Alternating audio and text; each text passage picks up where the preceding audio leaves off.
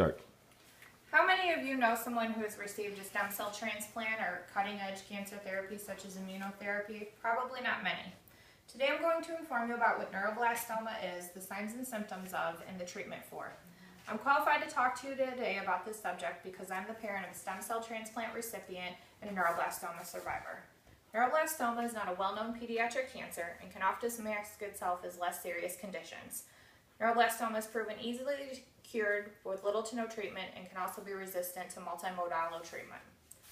First, I'll explain what neuroblastoma is. Neuroblastoma is an embryonal tumor made up of neural crest cells that arise in the sympathetic nervous system. It is the most common solid extracranial tumor in pediatric malignancy, according to David Off, 2012. Neuroblastoma stage 1 through 4, depending on sites of metastasis, also has 3 subcategories: low risk for relapse, intermediate risk for relapse, and high risk for relapse.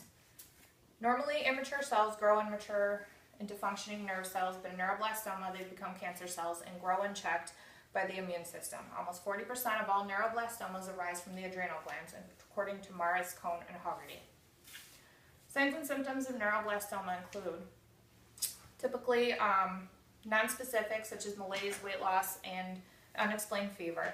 Acute symptoms such as abdominal pain or anemia may lead to diagnostic testing that would discover the tumor. Bone metastasis is also common and will cause joint pain and change in activity level, according to Ishla and Chung, 2007.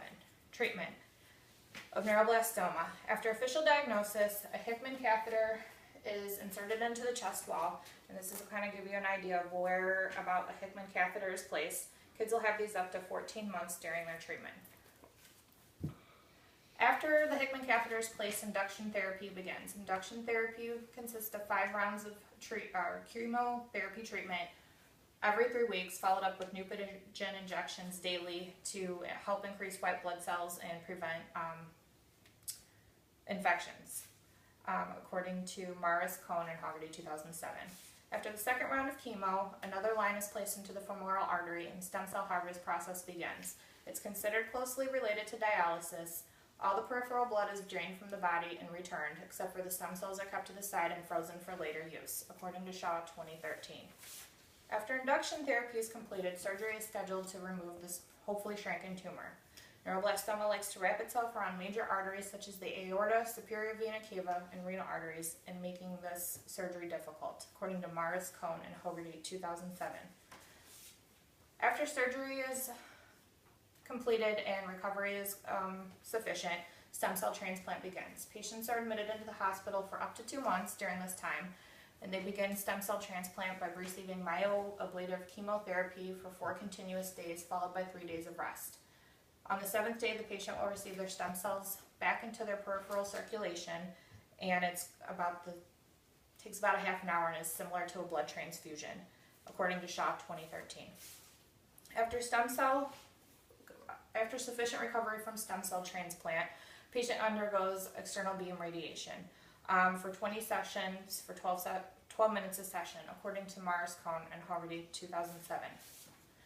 After external beam radiation, scans prove that you are in official remission. Patients are enrolled into a phase 3 trial called immunotherapy. This trial has shown a significant improvement in event-free survival from 39% to 59%, according to Morris, Cohn, and Hoggerty, 2007. And to give you guys an idea of how much stuff a neuroblastoma patient will go through, these are called beads of courage. Each one of these beads represents a blood transfusion, an overnight stay in the hospital, radiation, immunotherapy, and the days of chemo. This is over 6 feet long. In conclusion, neuroblastoma is an extremely diverse disease that can spontaneously regress without treatment and can also be resistant to all the treatments I just described to you. Today I taught you about what neuroblastoma is, the signs and symptoms of, and the risks in the treatment for high-risk stage 4 neuroblastoma. Thank you.